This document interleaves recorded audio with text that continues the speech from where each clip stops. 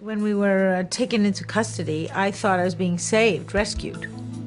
And then later on, I realized that we weren't being rescued at all, and that this was just the beginning of a nightmare that would last for 17 years.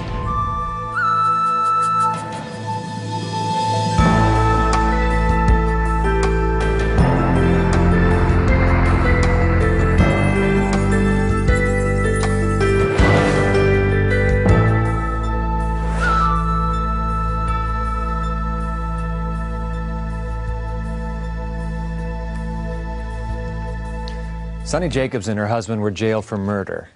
Sonny's husband was executed in the electric chair for the crime. But after 17 years, previously suppressed evidence was uncovered, proving them innocent of the crime. Sonny was released. But 17 years of her life are gone, and her husband is dead. Are some injustices too great to be forgiven? What does it mean to forgive? Hillary Carr reports. The year was 1976. Sonny Jacobs received a call from Jesse Tefero, her common-law husband and the man of her dreams. Every once in a while, Jesse left to go earn some extra money for the family. Sonny didn't know how he earned it, and she didn't want to know. Jesse Tefero had promised Sonny this particular trip would be the last. But the business he was conducting with his friends in South Florida fell through, leaving him broke and in need of her help. I packed up the kids in this old car that we had with a case of oil, because it was the kind of car that just spewed black smoke out behind it down the road, and every once in a while you had to stop and pour in another can of oil and spew more black smoke. And I drove with the kids, breastfeeding my daughter, singing songs to my son, driving. After picking up Jesse, their old car broke down. So they called one of Jesse's friends, ex-con Walter Norman Rhodes. Rhodes eventually agreed to take them to another friend's house where they would wait for money to be wired from her parents. But it was getting late, so they pulled into a rest area to sleep. In the early morning hours, Trooper Philip Black and visiting Canadian Constable Donald Irwin stopped to do a routine check. In the process, ex-con Walter Rhodes shot and killed both officers. And so I covered the children, and then when the shooting stopped, I looked up to see where Jesse was, to see if he was okay. And he was standing there now in the middle of the cars, and Walter Rhodes was running from around the cars with a gun in his hand, saying that we were to take the police car and to hurry. Sonny wanted to stay behind, but because they were eyewitnesses to the murder, Rhodes threatened to kill them. He drove the terrified hostages to the parking lot of a retirement home, where he kidnapped an elderly man and stole his car. We could hear the helicopters overhead, and I knew that we were rescued at that point because it was all over. I knew the police were on to us, and there was obviously a roadblock. And so when we got to where we could see the roadblock, Mr. Rhodes made some sort of snap last-minute decision, and he swerved hard to the left, I assume trying to avoid the roadblock, and that's when the police opened fire. They had a whole line of policemen with long guns, rifles of some sort, and they basically blasted the car. It was the most extraordinary thing, because I knew that they knew there were hostages in that car, and I didn't know at the time, but the man's wife had called the police, so they absolutely knew with certainty that there were hostages, including women and children, in the car. Miraculously, Walter Rhodes was the only one hit in the barrage of gunfire. The police pulled him out of the car and placed him in an ambulance. So they took Walter Rhodes out and put him in an ambulance. They brought the old man out of the car, and then they took Jesse out of the car and handcuffed him. I was standing in the crowd at that point watching. And then a policeman came out of the crowd with his gun turned around with the butt end forward and smashed Jesse in the side of the head and knocked him to the ground. At that point, I ran over and threw myself over him, because the man had raised his gun again, and it looked to me like he was going to just smash his head in. So I covered him with my body, and at that point, I was arrested and pulled off of Jesse, and they took the children in one car, and they took me in another, and Jesse in another, and on the ride to the substation, the first of, I think, 3 police stations that we were taken to before we were finally taken to the main one, they pulled off the side of the road to argue between them, the police whether or not to take us in or to take us over to some railroad tracks to kill us and say that we had tried to escape. Fortunately, those who argued to take them in prevailed. Sunny was taken to the police station and not allowed to see her 9-year-old son or her 10-month-old daughter. And I tried to tell them that she didn't know how to drink from a bottle, that she was nursing. No one would listen to me. And I never knew where she was taken, and I was never allowed to communicate that information to whoever was taking care of her until finally, after about a month, my parents were able to get the custody of my daughter, and then it took almost another month to get custody of my son, who was kept in a juvenile detention center in isolation because he was so young. At the trial, the prosecution bolstered its case against Sunny by intimidating a cellmate arrested for possessing diet pills. They told her she could go free if she helped them get a conviction, but could face years in jail if she didn't. It became apparent to me at that point in time that they weren't looking for truth. They were looking for conviction, and that things were not what they were supposed to be. In order to avoid the electric chair, Walter Rhodes plea bargained for 3 life sentences in exchange for his incriminating testimony against Sunny and Jesse. Jesse Tefero's trial lasted only 4 days, after which he was convicted and sentenced to death. A jury found Sunny Jacobs guilty and sentenced her to life in prison. But the judge, a former highway patrol officer, overruled the jury and illegally sentenced her to death. And I think he knew eventually that his sentence would be overturned, but that he would get a good chunk of my life in the meantime, and he did. We'll have more of this amazing story when we come back.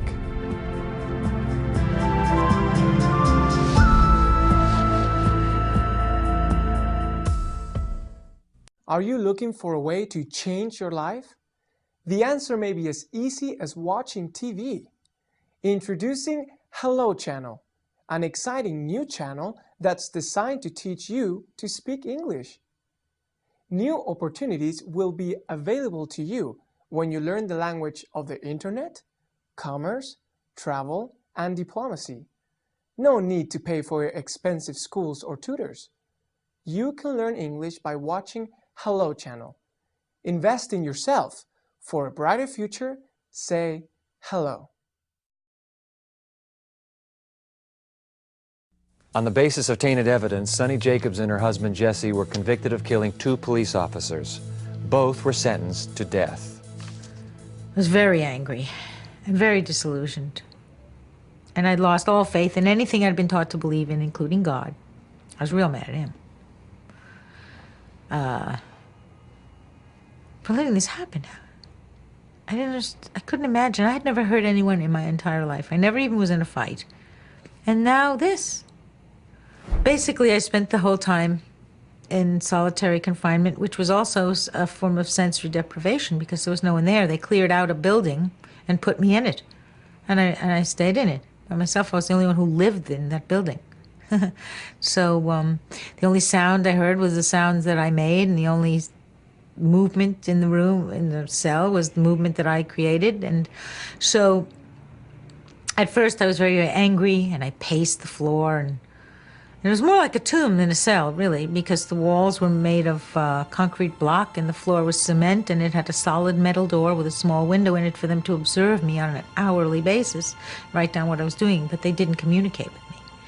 They wouldn't even make eye contact with me, and it was in the rules that they not. Sunny was given a Bible and a law book, pencil and paper, white pajamas, and a pair of shoes, and nothing else.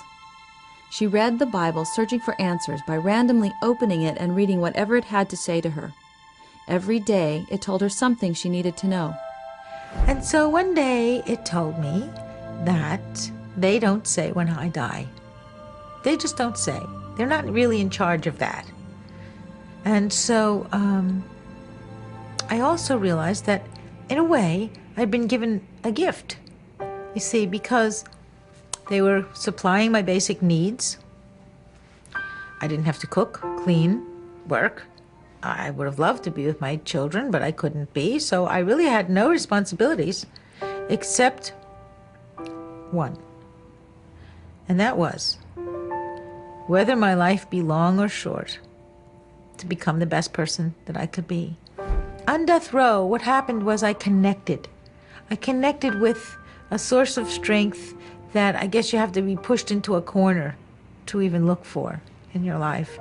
I think seeing the face of your own death has a sort of life-affirming effect, you know.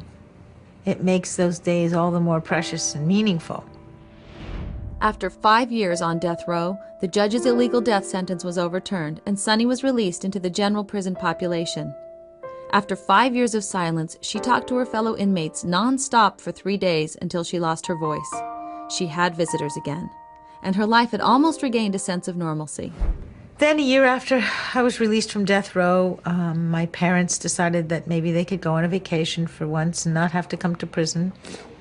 So they dropped my daughter off with Jesse's parents and went on for a holiday. And unfortunately, on the way, the plane crashed and they were killed.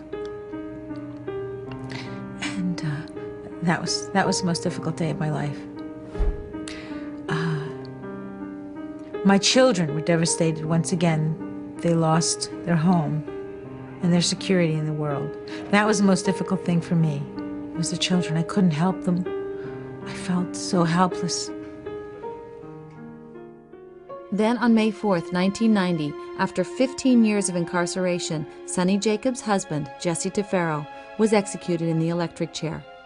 After his execution, Sunny's lawyers found a statement by a prison guard who had overheard Walter Rhodes bragging that 2 people were on death row for murders he had committed. That statement had been hidden by the prosecution. Jesse's lawyers said that had they had that statement before the execution, Jesse never would have been executed, and in fact, it would have been grounds for a new trial. So he might be alive today, tomorrow, for the anniversary of his death.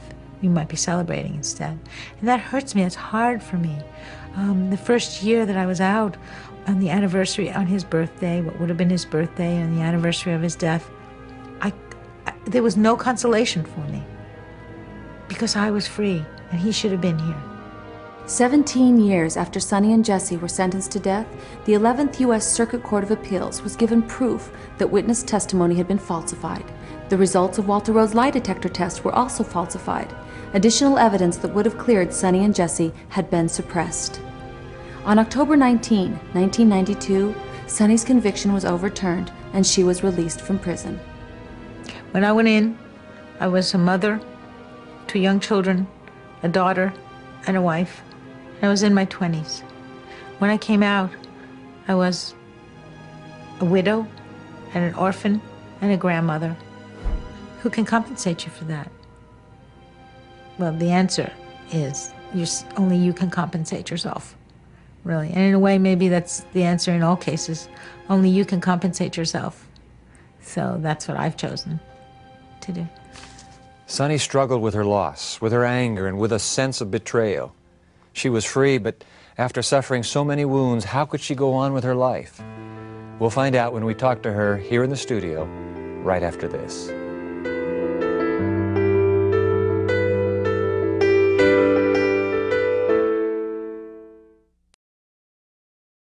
Just say. Just say. Just say. Just say. Just say. Just say. Just say. Just say. Just say. Hello.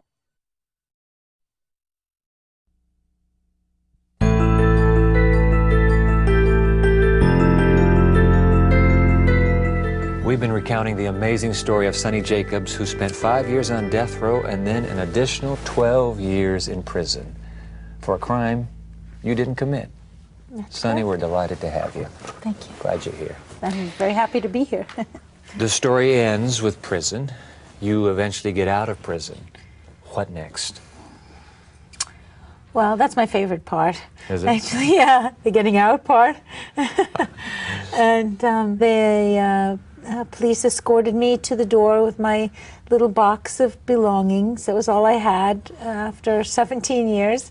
And opened the door and handed me my box and told me to have a nice life. And I didn't know what to do because there was no one there to tell me.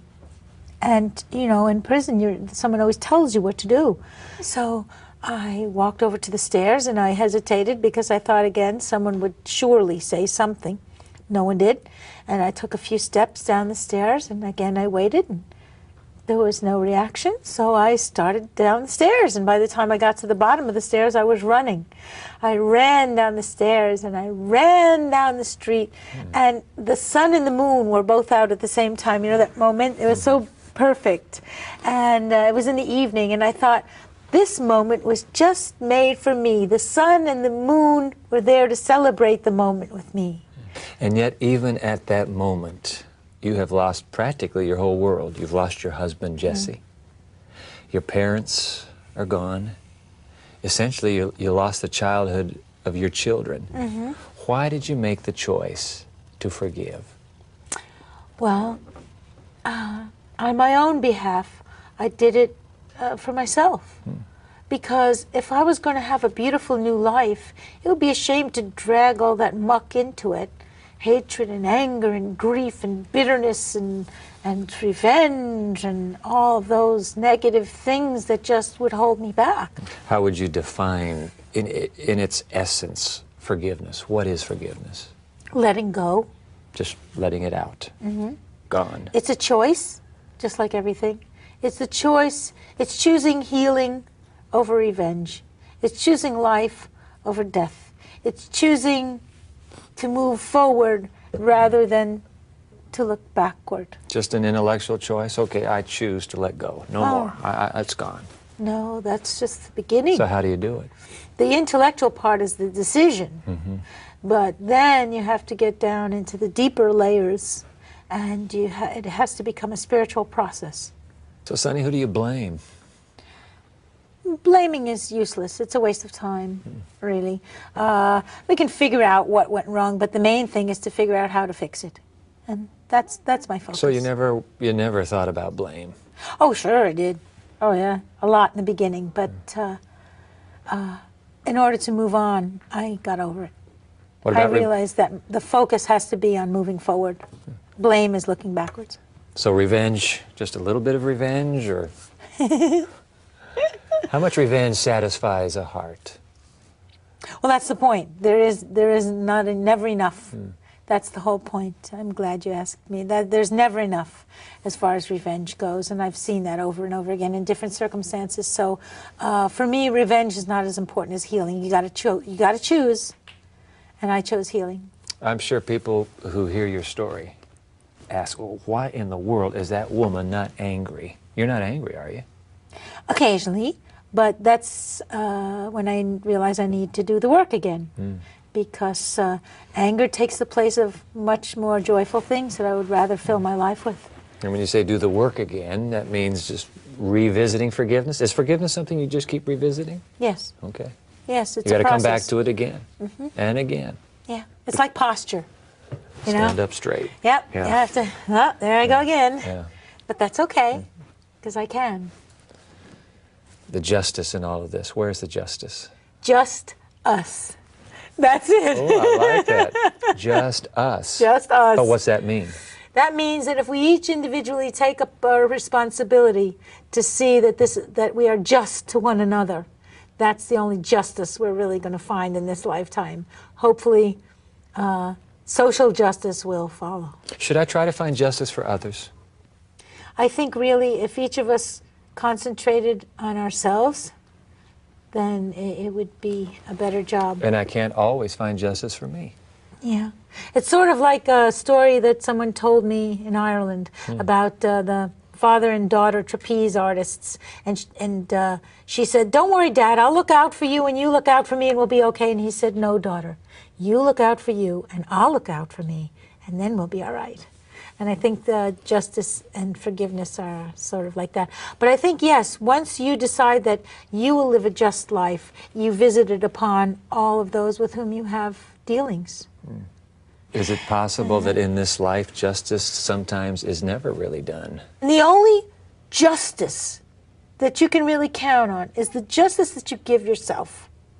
Justice is up to us. So punishment isn't up to us so much. Revenge, saith the Lord, I believe, shouldn't be up to us. So we have to give ourselves justice. In my personal tragedy, I got to a point where I felt that in order to honor the lives that were lost, my own life included, the lives, all the possible lives I could have had, Jesse's life, my parents' lives, my children's lives that they could have had.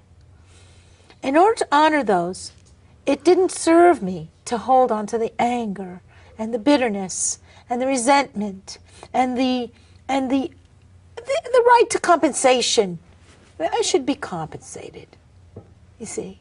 But I realized that the only one who could compensate me was me. And in this situation, for me to take their mother from them too and replace her with a miserable, old, bitter woman sitting there waiting to be compensated, that's not justice. The only justice that I could bring to the situation was to give them a loving, joyful,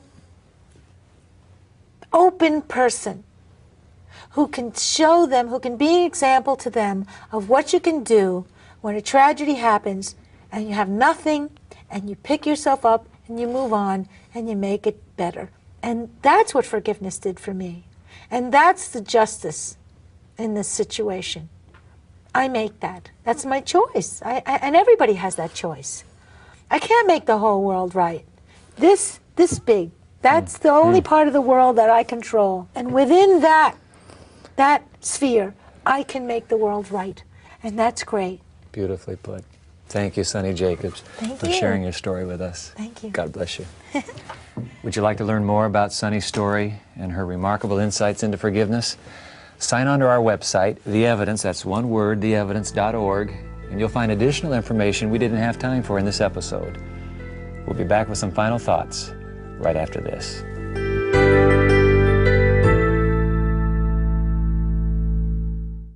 Learn English and have fun on Hello Channel. We know where they've taken her. In a defining time, amid a noble quest, a bond is forged.